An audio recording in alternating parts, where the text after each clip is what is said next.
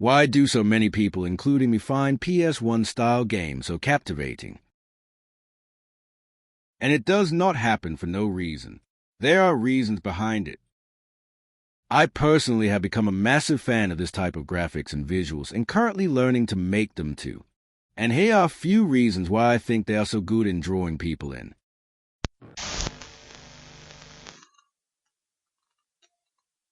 Modern PS1-style games don't just use old graphics.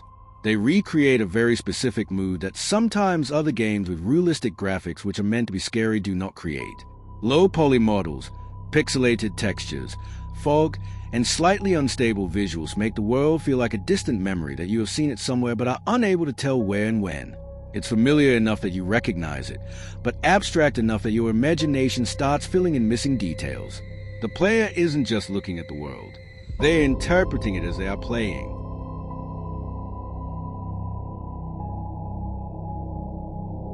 One of the strongest qualities of PS1 horror is that nothing needs to happen for you to feel uneasy. An empty hallway, a silent apartment, a street with nobody around. Objectively, nothing is wrong. Yet your brain keeps reminding you that something doesn't feel right. That's because humans are incredibly good at noticing when a familiar environment behaves in an unfamiliar way. The horror often comes from absence of full details rather than presence of them.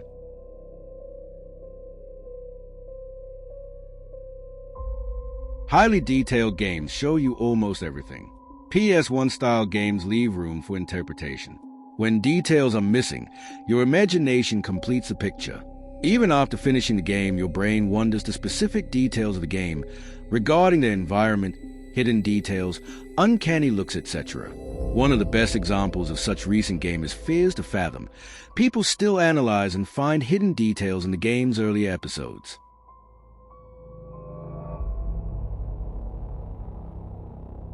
This is something people rarely talk about. PS1 aesthetics remove a lot of pressure. You don't need movie-quality models, photorealistic textures, perfect symmetry, or thousands of polygons.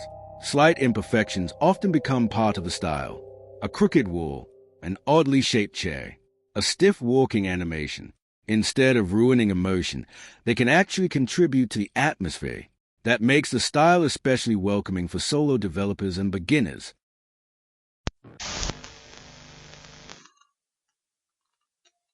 Horror is about uncertainty. Low-detail graphics naturally create uncertainty. Instead of showing every shadow perfectly, they let players wonder and interpret themselves. Did something just change?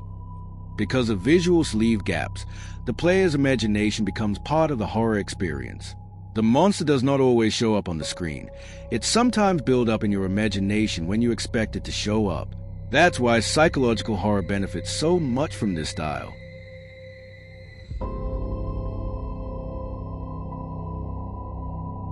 Iron Lung, Mouth Washing, Fears to Fathom, games by Chiller's Art, Paratopic, Blood Wash, and many more are some of the best examples of such games. These all share that same unstable visuals and leave room for interpretation for the player.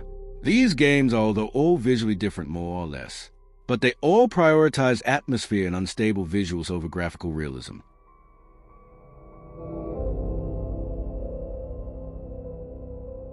According to me, the real strength of PS1-style games isn't that they look old or outdated.